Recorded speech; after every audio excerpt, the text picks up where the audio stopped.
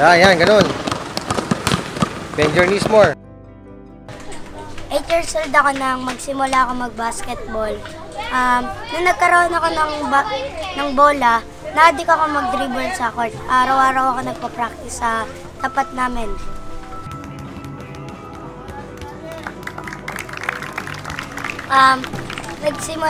Nagsimula po kami noon. Nag-meet kami ni Coach Nino, Arlil Flash. Ayun po, nag-training na kami para sa ABS-CBN, para sa perform ko. Yan, nag-training na kami hanggang sa matuto ko at hanggang maging ambassador na ako ng hype.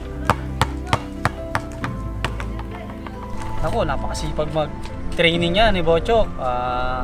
Ngayon, pag walang pasok, umaga, pagkagising yan, manonood sa YouTube yan ng mga videos. Tapos, maya-maya, makikita ko, gagayahin niya na yan. Tapos, magpapahinga yan, kakain ng tanghalian, tapos matutulog, pagkagising niya, mga hapon. Gagayahin niya pa ulit, tapos ulit-ulitin niya hanggang sa makuha niya. Tapos pag may pasok naman, yan, pagkagaling sa school, gagawa ng assignment niyan, yan, lalabas siya, pagkalabas niyan, dala-dala niya na bola niya, magpa-practice ulit yan.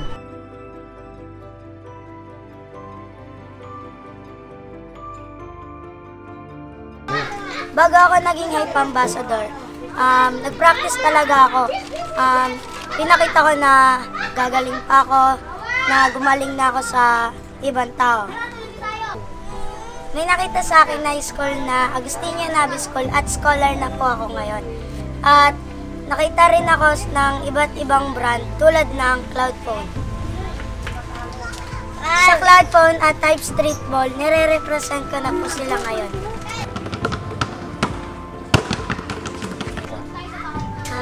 Thank you po kay Lord at sa papa ko dahil sinusuportahan po nila ako. Ginagabayan niya po ako sa may event po ako. Sa iba't ibang lugar pumupunta kami. At salamat din po sa Street Ball.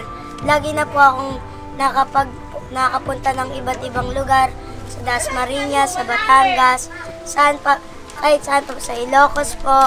Yan, at salamat po sa lahat ng sumuporta sa akin at sa mga fans ko na laging sumusuporta sa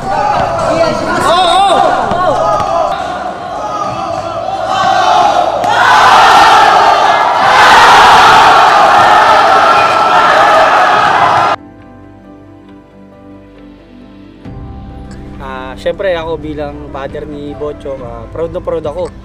Kasi nakikita ko na kahit nagbabasketball siya, hindi niya napapabayaan yung pag-aaral niya. Tapos talagang nakikita ko rin na nagsisikap siya sa pag-aaral at sa basketball.